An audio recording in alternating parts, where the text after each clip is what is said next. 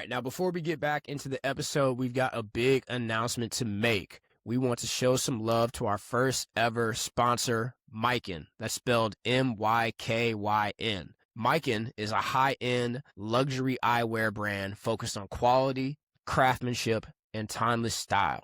These aren't just glasses, y'all. They're statement pieces. For those of you watching on YouTube, you can see I'm wearing an exclusive pair right now. Look at the style. I love the dark frames. Right now, you can get 25% off when you use our code GoodPeople25 at mykinbrand.com.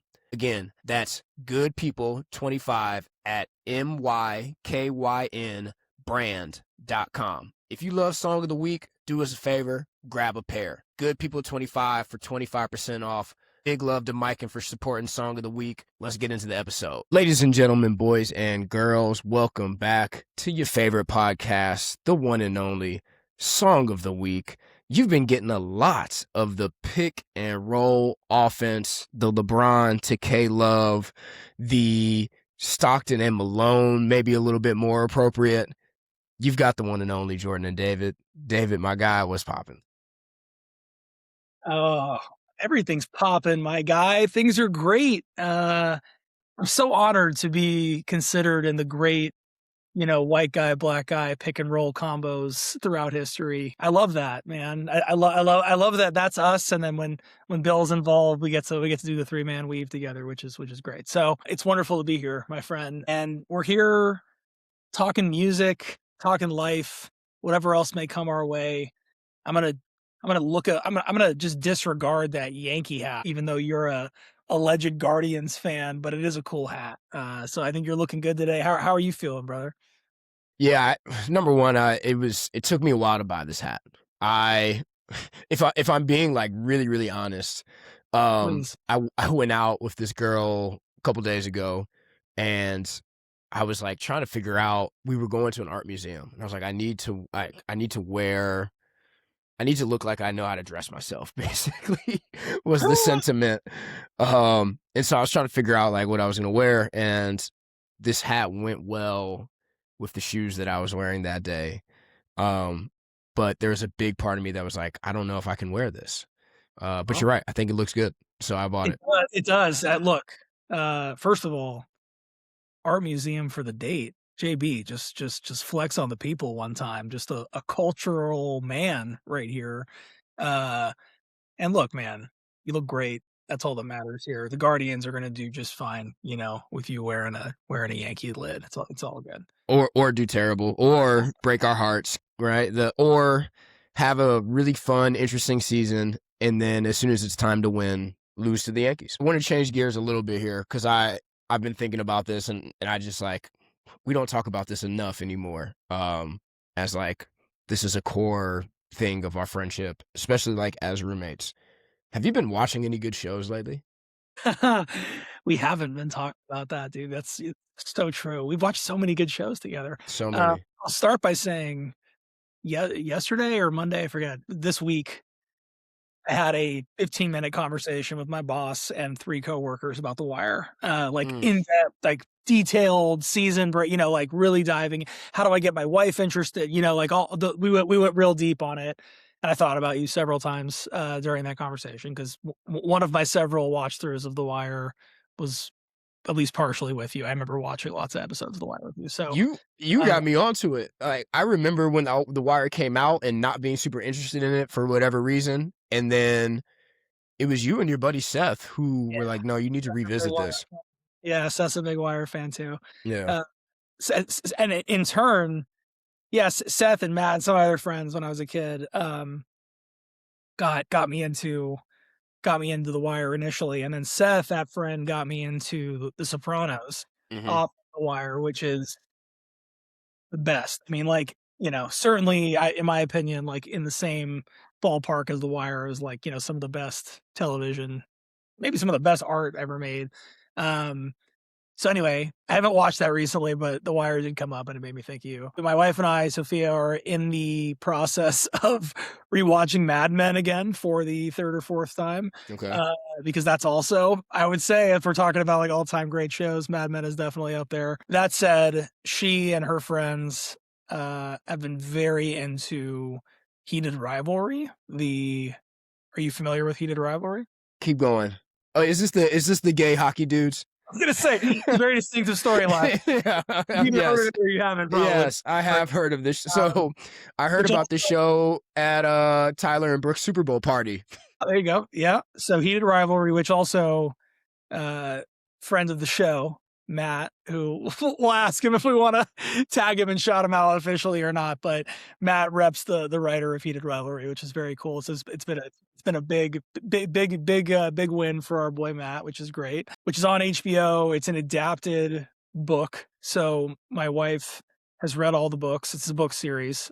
She's read the entire series. She's very into it. Friends are all very into it, and they love the show. And I don't think tonight, this week, we're gonna start. I'm gonna check it out because You're gonna roll. yeah, I'm gonna roll for sure. I've heard very good things about it. The books are what I've heard respectfully described as kind of like smut. Like they're kind of like, you know, they're in that world. But the show apparently is very well done. It's an HBO show, or HBO is broadcasting. I don't know if they produced it, but I've heard good things about it. My wife and her friends love it. It's getting a lot of good buzz. Let's check it out. So, Bro, it's funny. Bring it on. Every conversation that I've had about that show starts similarly to the one that we just had, where people go, "What's it called again? Heated Rivalry."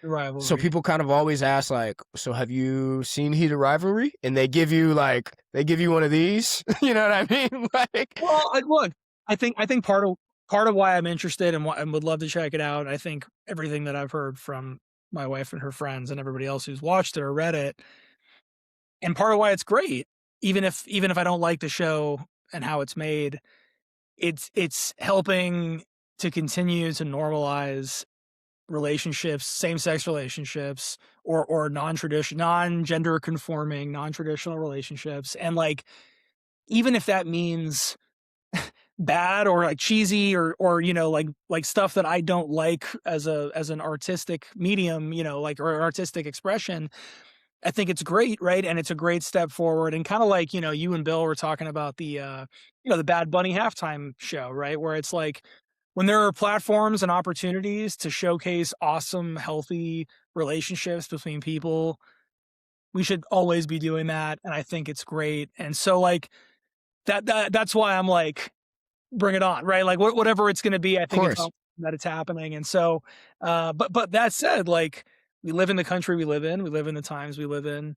There's lots of, people who are big and not open to that. So the eye open, like, have you seen the show? Like, I think it's understandable, given all that.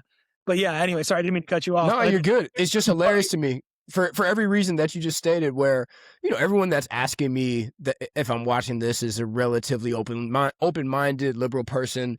They know me well enough that they're comfortable with me to ask me if I've been watching this. But I would imagine a lot of people are having this very similar conversations about the show, where you ask, like, "So have you seen Heated Rivalry?" And then everyone kind of has to pause, and then some people have the exact reaction I just had, where I go, "Oh, is that the gay hockey players?" Like, yeah, I've heard of this. No, I have not seen it, or yes, I have. I have not seen it. I don't know if I'll get to it. Yeah, it's not for everybody, like anything. Yeah, and I don't know. We'll see. Maybe at some point I'll get to it. But no, it's just funny to hear everybody talk about this show, and it's having its moment in culture for sure. And from all accounts, it's very good. So I'm excited. You'll have to report back on how you feel about it. This feels like it's begging for a follow-up, whenever we actually do watch it. I will absolutely report back how I feel about it as a show. Yeah. The reason I wanted to ask you what you've been watching is because there's a show out right now that would have been perfect for you and I as roommates. For those listening, David and I were roommates 2.5, 3 years of college, and junior and senior year, mostly, but probably senior year the most. David and I would just be up till 3 o'clock in the morning watching shows, and they would start at 10:30, 11. And after every episode, we'd both kind of look at each other like, yeah, one more, one More, more. And one so this more. is a great one more show. Okay. Bro, have you seen The Pit? I have not seen The Pit. I've heard, as you're about to gush about it, I'm sure, like that level of what you're about to say, like all time, really, really, really good show. But please tell me your thoughts. Bro, it's phenomenal.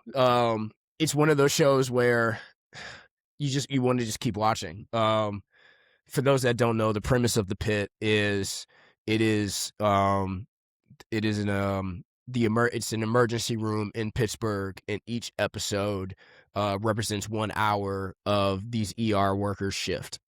And so it's there's something happening. Like the scenes are quick. Something is happening every 2 to 3 minutes. There's something critical that happens with some of these characters, and because it's an ER, there's a new character introduced to the show every couple minutes. Because a new patient comes in, you have all these doctors that are all in different stages of their career. And I don't want to spoil too much of it, but the first season is brilliant, and it's brilliant because of this.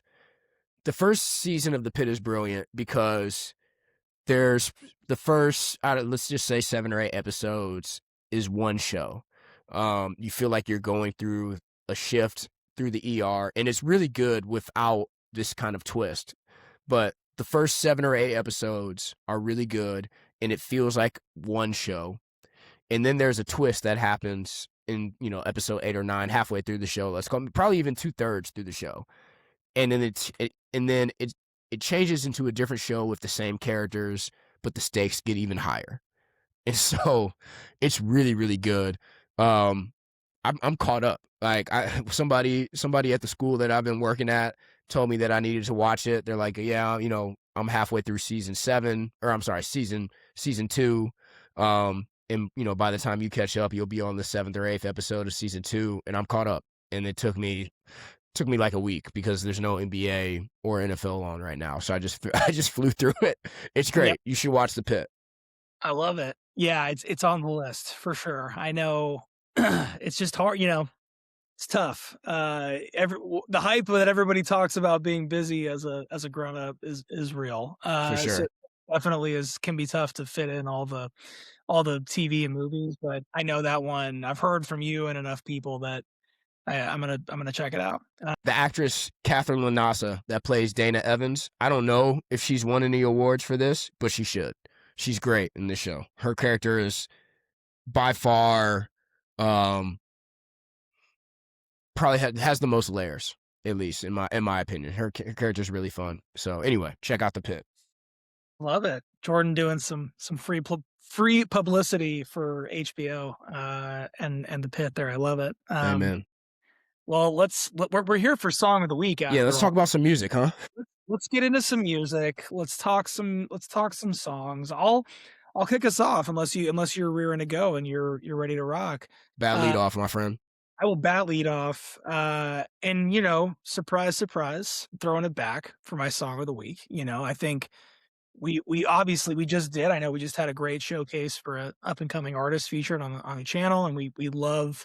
Please, if you're an up and coming artist and you're interested in maybe being showcased on Good People Contents, send us your stuff. We love new artists. We love promoting new artists. That said, I'm going to promote not a new artist with my song of the week. Last week or last time I was on the show, I should say, I talked about the Gorillas, and I talked about Some Kind of Nature off the album Plastic Beach and all the great features and hip hop collaborations that they do. And one of the people and artists that I mentioned is Mos Def. And, Bill and I have done a You Can't Rap Better Than about, some pretty lyrical artists in the past.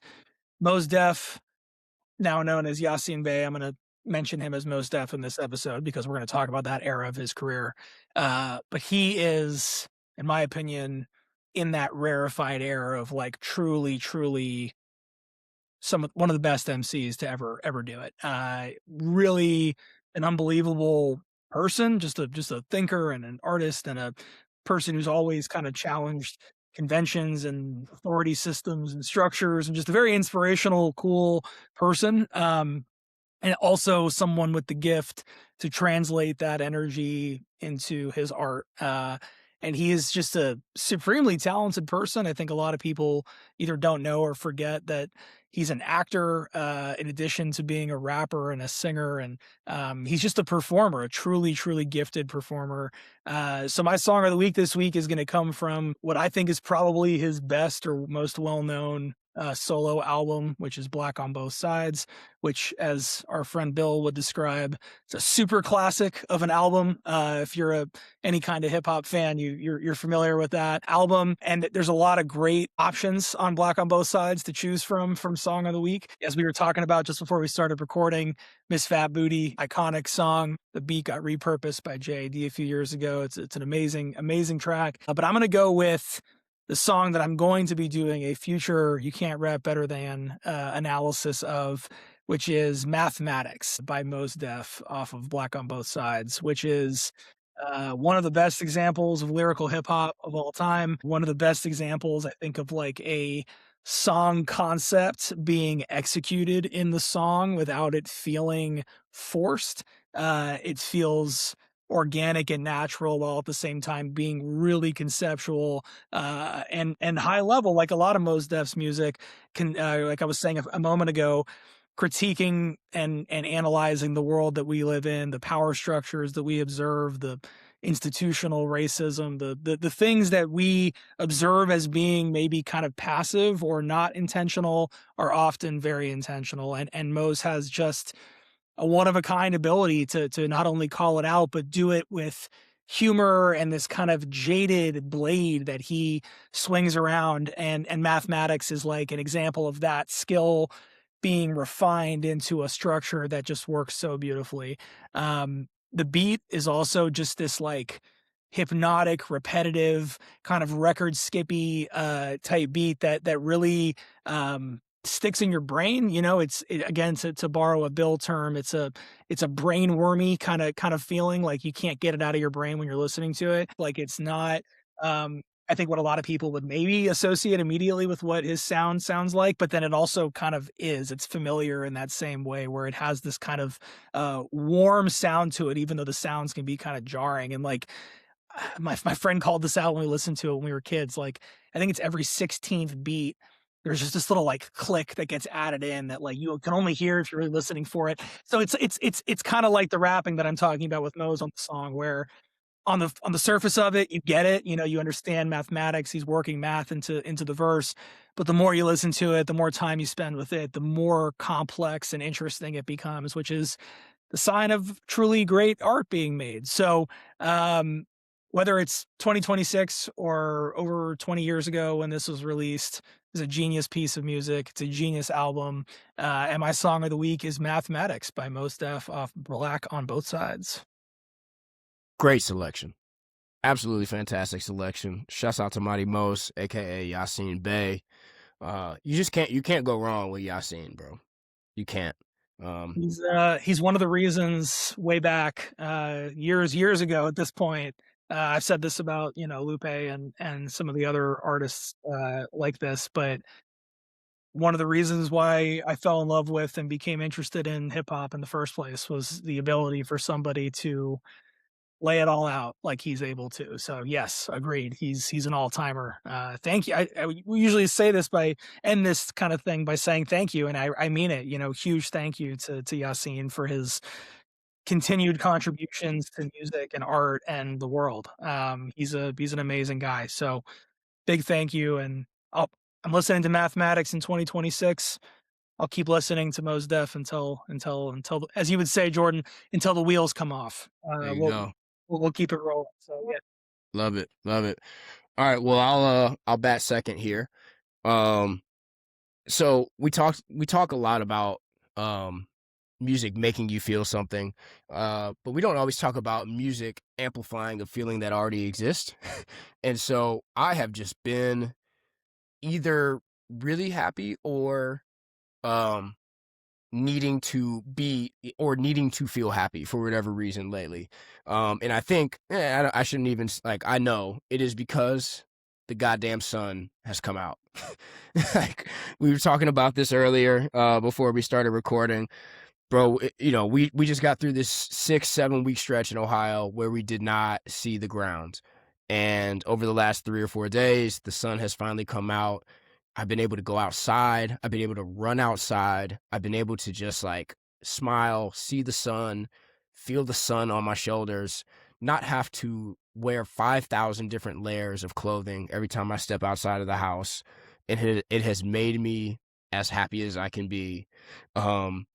And for whatever reason, bro, like I was driving yesterday and I threw on some J5 because I was just feeling good and I needed to smile.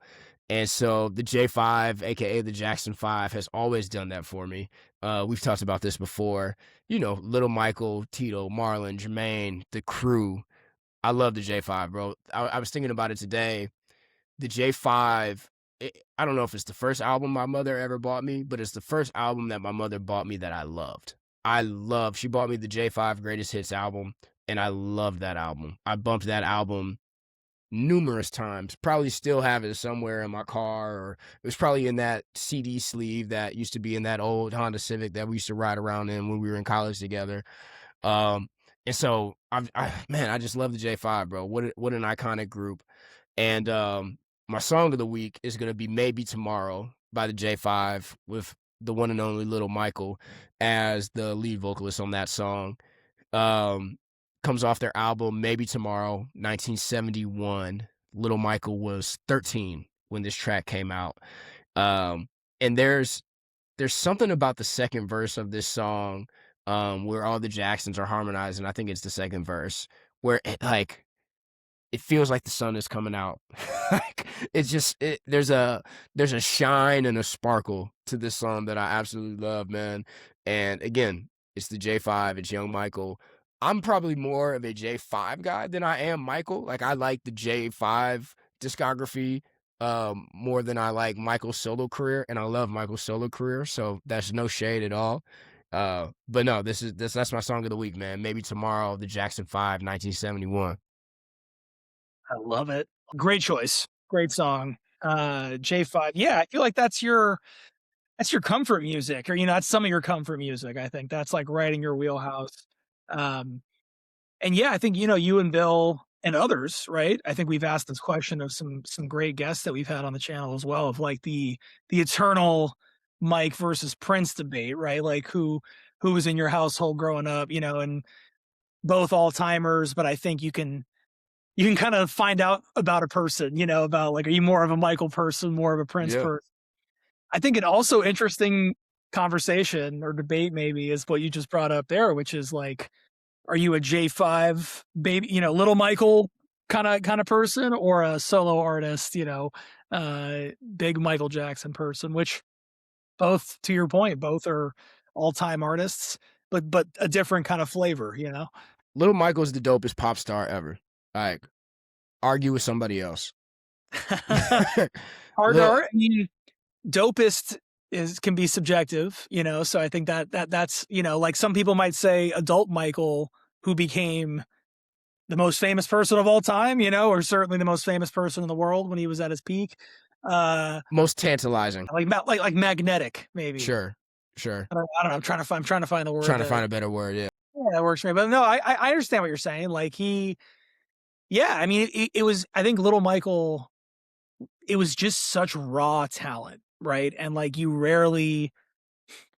you never see that package fully realized, basically, in like a 10-year-old kid or whatever, someone who was so insanely young. So I get it. It was like awe-inspiring on some level. And then, to complete, to continue rather that progress or that path into then becoming, the pop star that he became. There's a reason why he's the king for a lot of people, forever. I get it. So great choice. J5, always a strong choice. It makes sense. Thank you, my brother. All right. We've talked movies, we've talked music, we've talked sports betting. I'm sure you have dinner or something like that to get to. Anything else before we get out of here? No, I think we well covered all the topics tonight. Good stuff as always, my dude. Thank you. And I'll end it like I did last time I was on by just telling everybody to love each other, take care of each other, and yeah, let's keep on listening to music as we go here. I have one final thought and then we'll roll.